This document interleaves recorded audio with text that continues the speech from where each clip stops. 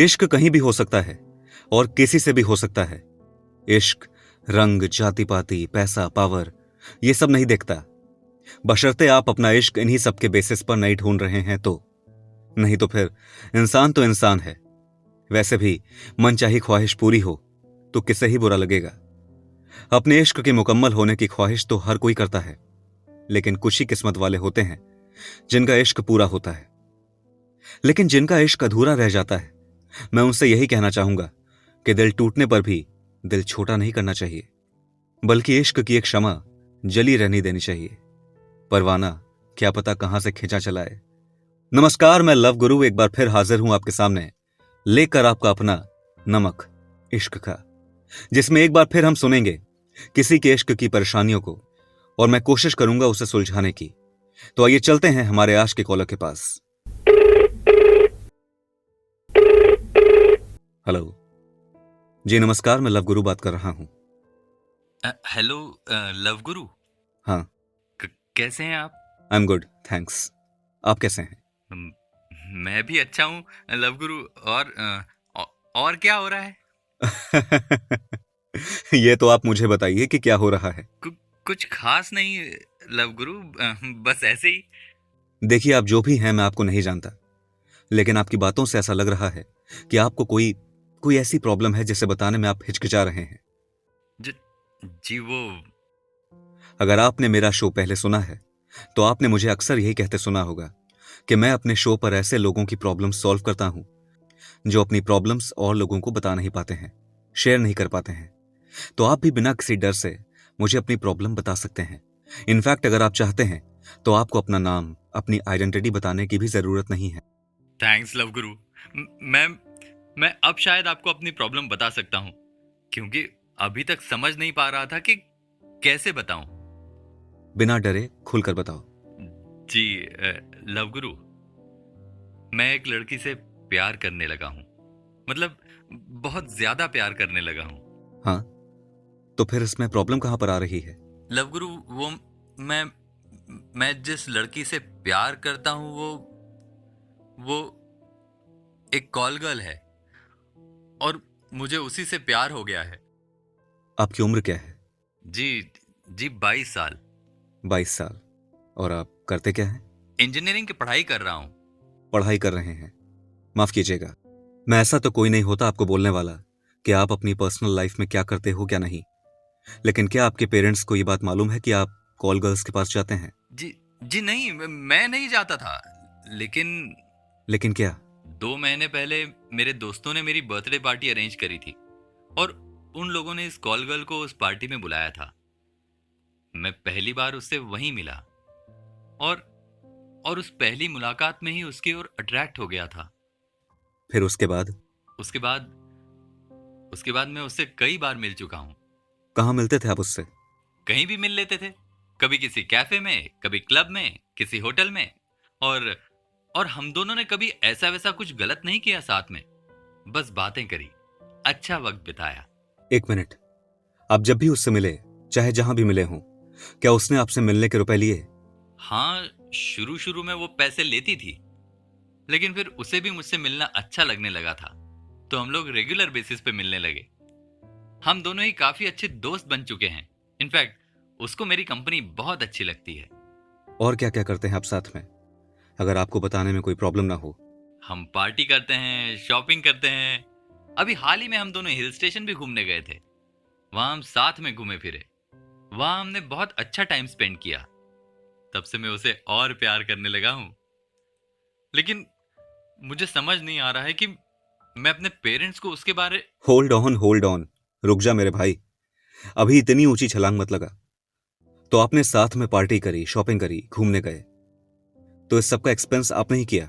हाँ, सारा खर्चा मैंने ही किया था। बेटा, कहां फंस रहे हो? कि क्या मतलब? इश्क की पत्ती आंखों से उतारोगे तो समझ आएगा कि तुम कितने बड़े गड्ढे में गिरने जा रहे हो। वो अपनी जरूरतों को पूरा करने के लिए तुम्हारा इस्तेमाल कर रही है और तुम हो रहे हो।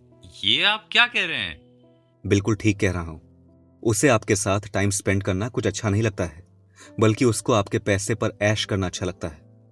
आप इसे प्यार समझ रहे हो, लेकिन ये उसका व्यापार है।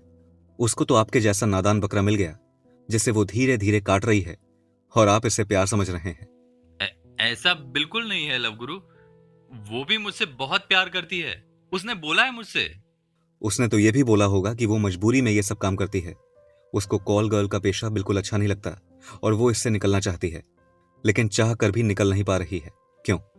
आ, आपको कैसे मालूम? ठीक कह रहा हूं मैं? हाँ, उसने ये सब बातें करी है मुझसे। लेकिन आपको कैसे पता ये सब? क्योंकि यही उनका काम है। अक्सर ये लोग भोले भाले लड़कों को अपना निशाना बनाते हैं जिनसे इन्हें फायदा हो सके। ये पहली मुलाकात में अपने इश्क का चारा डालती हैं, फिर थोड़ी बहुत मुलाकातों में अपने शिकार को उस चारे की ओर अट्रैक्ट करती हैं, और जब इनका शिकार चारे की ओर खींचा चला आता है फिर उस पर ऐसी ही दुख भरी कहानियों का जाल फेंकती हैं जिसमें आप जैसे लड़के फंस जाते हैं।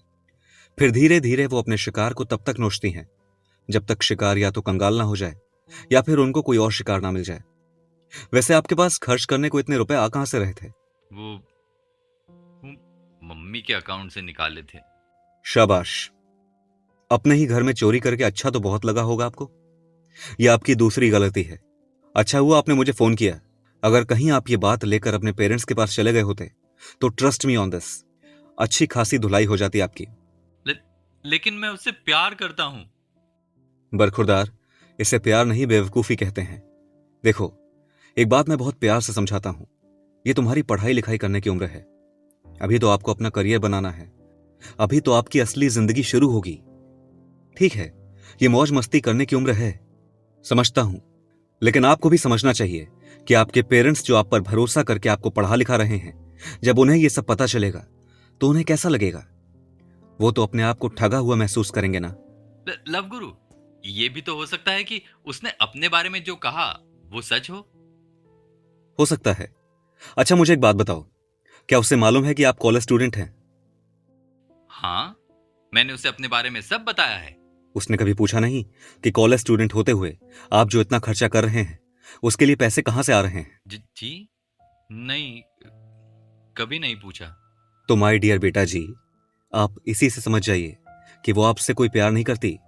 क्योंकि अगर वो सच में आपसे प्यार करती तो एक बार जरूर आपसे पूछती कि आप इतना पैसा ला कहां से रहे हैं। क्योंकि आपको प्यार करने वाला शख्स एक बार जरूर पूछेगा कि आपके पास पैसा कहां से आ रहा है।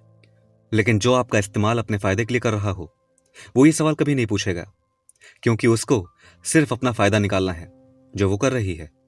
तो भैया, अभी भी ज्यादा कुछ नहीं बिगड़ा है। आप उससे जितनी जल्दी हो सके दूर हो जाओ। लव गुरु, अपने इश्क को पाने के लिए स्वार्थी होना सही है, लेकिन अपने स्वार्थ के लिए प्यार का ढोंग करना सरासर गलत है जो वो कर रही है। मैं जानता हूं आपको मेरी बातें चुभ रही होंगी, लेकिन मेरा कहना मानो तो जितनी जल्दी हो सके उस लड़की से अपना पीछा छुड़ाओ, लेकिन अपने पेरेंट को सब कुछ सच सच बता दो। वो इसे तुम्हारी नादानी समझकर तुम्हें माफ कर देंगे। Love Guru, thank you love गुरु। आपने मुझसे और ज्यादा बड़ी गलतियां होने से बचा लिया। मैं सच में प्यार में अंधा हो गया था। मुझे सही राह दिखाने का बहुत बहुत शुक्रिया। तुम्हारी उम्र के लड़कों से अक्सर ऐसी गलतियां हो जाती हैं। इसमें जितना दोष लड़कों का होता है उतना ही पेरेंट्स का भी होता है, क्योंकि उन्हें लगता है कि कॉलेज में एडमिशन कराने भर से उनकी जिम्मेदारी खत्म हो जाती है और वो बच्चों पर और उनके एक्शंस पर ज्यादा ध्यान नहीं देते। वो तो अच्छा हुआ कि तुमने मुझे कॉल कर लिया, नहीं तो तुम इस नकली प्यार के दलदल में धंसते चले जाते। ये मैं सिर्फ इनसे नहीं कह रहा हूं, बल्कि अपने सुनने वाले सभी लोगों से कह रहा हूं, और उनसे यही गुजारिश करता हूं कि प्लीज ऐसा कोई कदम नहीं उठाइए जिसकी वजह से बाद में आपको और आपके परिवार को प्रॉब्लम हो। आप भी समझ गए ना? जी, बहुत अच्छी तरह। Thanks love guru, thanks a lot. Bye bye. इस उम्र में अक्सर इंसान बाढ़ के पानी की तरह भावनाओं में बहता चला जाता है, बिना यह देखे कि क्या सही है और क्या गलत। इसके लिए यह पेरेंट्स की जिम्मेदारी है कि इस बहते सैलाब के आगे बांध बनकर खड़े रहें और अपने बच्चों को सही दिशा में मोड़ें। अब मैं लव गुरु आपसे लेता हूं विदा। सो हमारे सुनने वाले सभी लोगों को मेरा सलाम। मैं अगली बार वापस लौटूंगा एक नए कॉलर के साथ। तब तक आप सुनते रहिए नमक इश्क का।